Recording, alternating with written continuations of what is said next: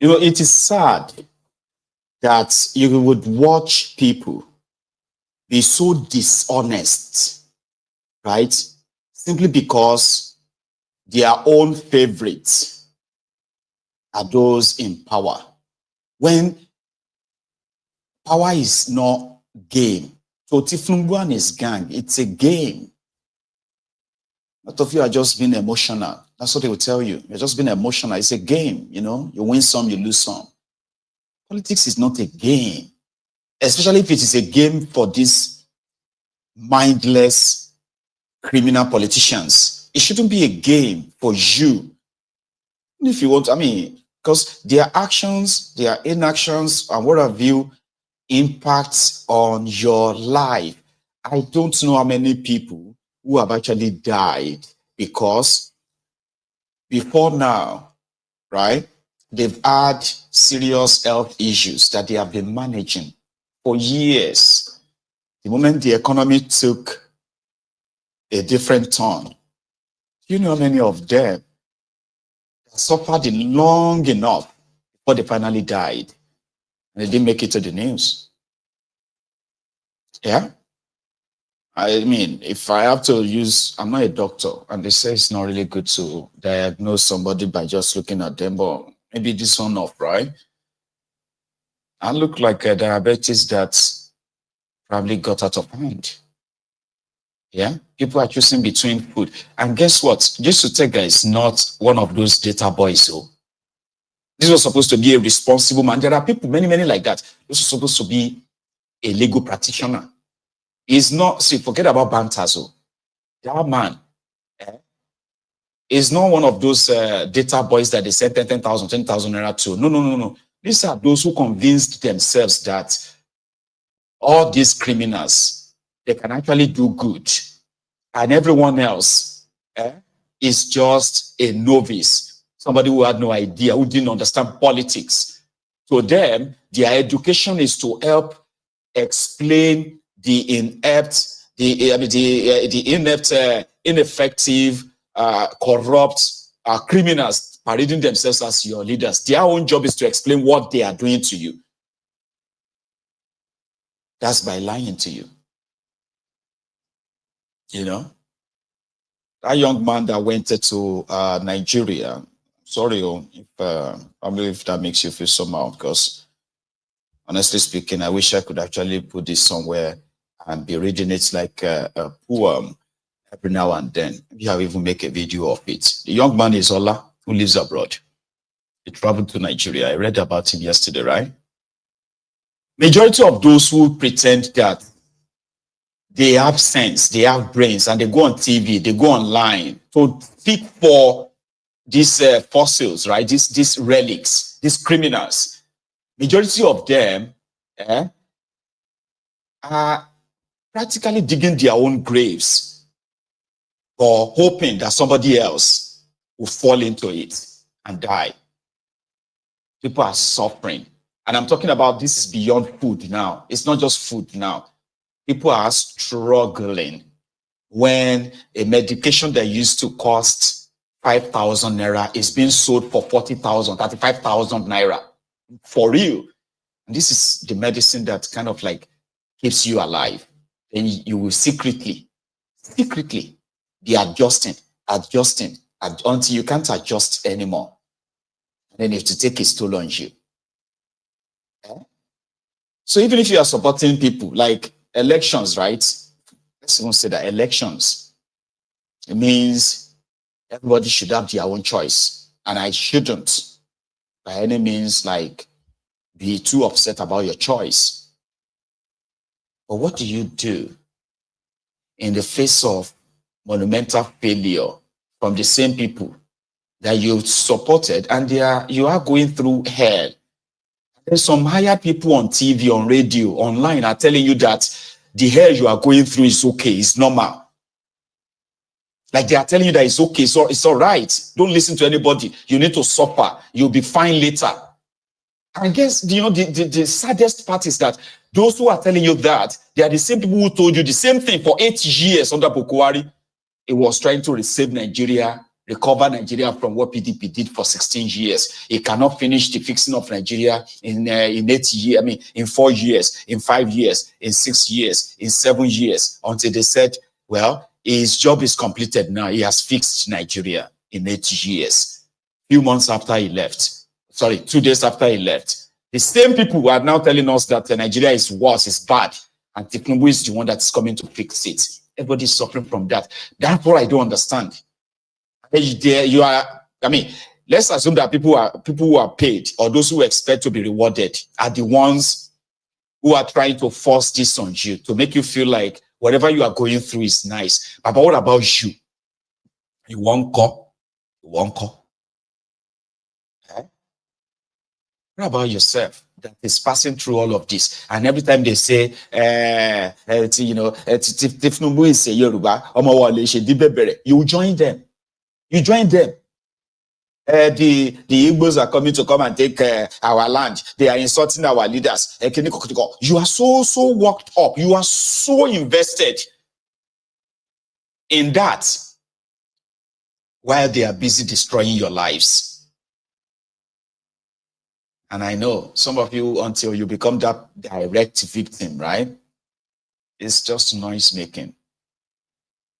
So when that shege hook or no passer, tell me to tell me, his last words was to say, if no go near escape, this is a Ronuku. A die had Ronuku to papa die. You know what they say? They say, Omo, if no die, don't die. You. I've been processing that. Listen. I'm not leaving my party for anybody. I'm a foundational member of the APC. And I'm not leaving it for anybody, including President Tinubu. Now, if you see the truth, you see the Bible says, and ye shall know the truth, and the truth shall set you free. You cannot pretend, even you, Ruben, you can't pretend that there is no hunger in the land. You cannot pretend that people are not finding it difficult to make ends meet. That's all. In fact, when Bola Tinubu called us to support him, he promised to make food cheap. You know, at that time we were being insulted. We are Agbadorians. We are this, we are that. You know. So we told him, we said, let us just produce food. And that's what he promised us. Only for him to come to power and then, in fact, only God understands what he's doing. That's his headache. I'm not leaving my party for anybody. Not at all. But I'm certainly not supporting him for 2027. And I'm going to make sure, going to gather with, it's not even PDP people. PDP is just a ridiculous party. They are not serious. It is us in APC who are dissatisfied with him, that who put him in power. We are the ones that will remove him from the power. I can assure you of that. I'm not move past you. You know I'm rich me guy. I swear to God that talk I'm move past you. I'm move past you again. I'm move past you. Ask anybody. See, you go argue this thing, but I swear to God I'm move past you. You don't see how they move before. Me again. I'm move past you. I'm move past you. You know I'm rich me guy. I swear to God that talk I'm move past you. I'm move past you again. I'm move past you. Ask anybody. See, you go argue this thing, but I swear to God I'm move past you. You don't see how they move before. Me again. I'm move past you. I'm move past you. You know I'm rich me guy. I swear to God that talk I'm move past you. I'm move past you again. I'm move past you. Ask anybody. See, you go argue this thing, but I swear to God I'm move past you. You don't see how they move before. Me again. So that's like when two APC, when they are talking to themselves. You get that now? So it will be like, say, you know, two mumus having conversation. So we pray for the repose of the soul of the departed, because we are all going to die anyway. There are some ways that that it is like, you know, death should naturally come or come by accident. You know, those are the two ways people die. Even if they kill yourself in an accident, because like, you know, sharp like that. or you fall ill, you're unwell, and they're like trying to expect you to recover and the rest, and then boom, you die. We're all going to die. Whether you die at the age of 1 or you die at the age of 100, right? You will still die. But there's something about living, which is what I preach all the time. I say people should do everything to make sure that nothing holds them down or holds you back. Before you die, right, Baba, make you try at least live first. Many people are not living. The lives the lives that many Nigerians are living are the lives forced on them by the system that these rogues put in place. You get that now? So everybody will die. But you see the kind of death that people are facing in that contraption. Baba, there are some of them you shouldn't wish on your worst enemy. We're having a chat at my friend's place the other day. And he categorically said about all these things they are saying, people hungry and all of that. Have you ever seen anybody that fell down on the street and say it's because he was hungry? I was like, have you know? I was like, no, it's not possible. People will still give you something. You get that now? The innocent him is hoping that some of these things are not as bad. They are bad, though, but they are not as bad as some people are trying to make it. You know, some of you are in that category. Yeah? And you're like, yeah, things are not, I mean, it's the same all over the world. Nigeria is not exempted. There are poor people all over the world, so it's not a big deal, and all of that stuff. Some of you are doing that innocently, okay? So what did I do? I said, about people, they fall down for road, that people thought something happened to them, only for when they revived them, they realized that now hunger. There are videos online. And immediately I mentioned about 2, because there were viral videos of Nigerians who are being fed food. A woman that fell with a child on her back and another child with her, they fell in the market. Some of you should remember this. That's why I told you. And it was like, I remember. Yeah. I've seen a woman that traveled from, maybe now from Edel to Oshogbo, right? Somebody who traveled, in Osun State, a woman traveled and she took 2 of her children and entered one of these farm trucks from one town to the state capital also, right? And when she got there, she took her child, went to the market. She went to a woman that was selling grains, right? Gary. So she took one paint. Is that what you got? Paint top. That I don't know what you call it, but paint top, right? That one. So she took one, and they said, well, that was for 3,000 something or 5,000 something. I can't remember the price again. It was ridiculous money. You know what she did? True story. As I'm saying this now, some of you should remember. You know what she did? She said, I have forgotten my bag. The last place that we bought something. You know what? Hey, Joma, my daughter stay with you here, all right? While I go back and pick up my bag at the other place, and I'll come back and pay for this Gary. And the woman who was also busy was like, no, it's all right. You come and sit down here. Joko Sibi. And guess what? The woman returned back to her village. So it was at the end of the night, they were like, wait, where's your mother? Please help me. A woman came here with her child, bought so and so, didn't pay me and said she would come back. But she left. So it was that elderly one that now led them to their hometown. When they got to their house, they saw the remaining children with the mama and the papa. They were drinking the Gary. The police, the child supporter, be whatever. The woman will sell Gary. When they asked the woman, why would you even do that? Why would you take your child and just leave? She said it was hunger. That in her mind, she felt like her daughter, who was probably about 13 or so, she's old enough that she can talk.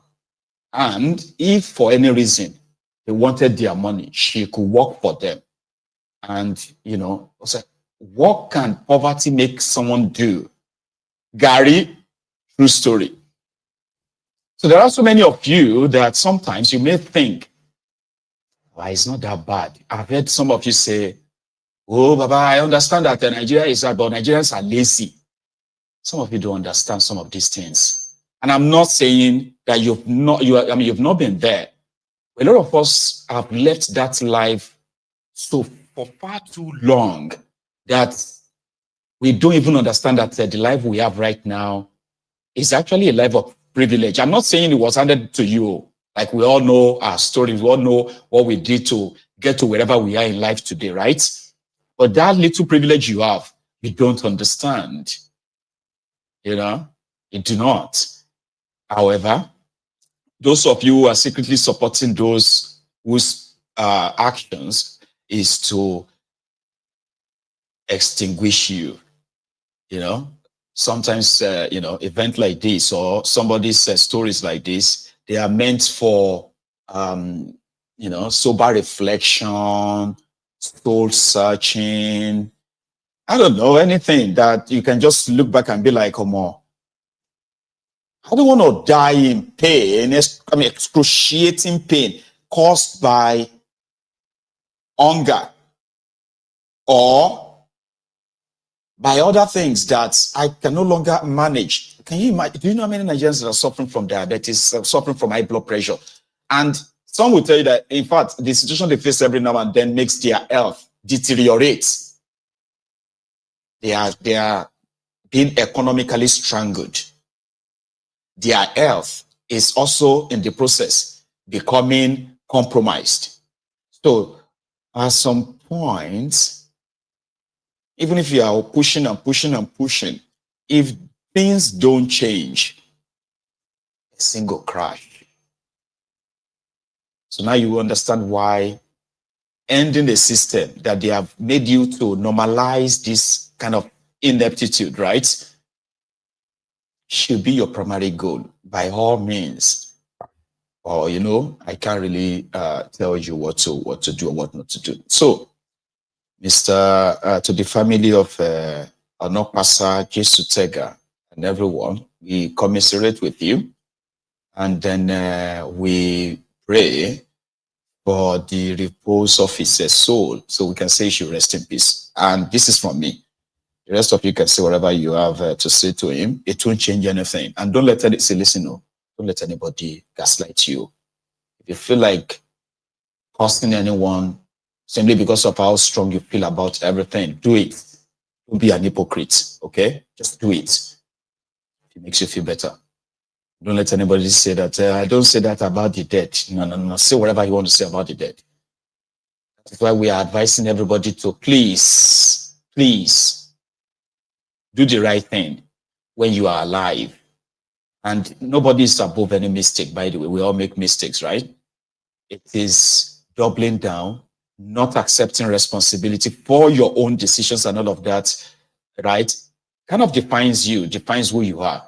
So please do what is right when you are alive so that we won't have to come and lie at your funeral. Oh, he is a great man. Oh, he was such a very, very honest man. Come on. So do what is right while you are here. Don't support evil that destroys people's lives and call it politics. You have your choice. I have my choice. You have your choice. And once your choice keeps destroying people's lives, automatically you can actually be tagged, a potential enemy that is after other people's lives. That is beyond just choices, So Onokpasa, he won't be voting for Tinubu just the same way he promised. So just what he promised, but probably not the way he wanted it, okay? Onokpasa said himself and others, they would not be voting for Tinubu.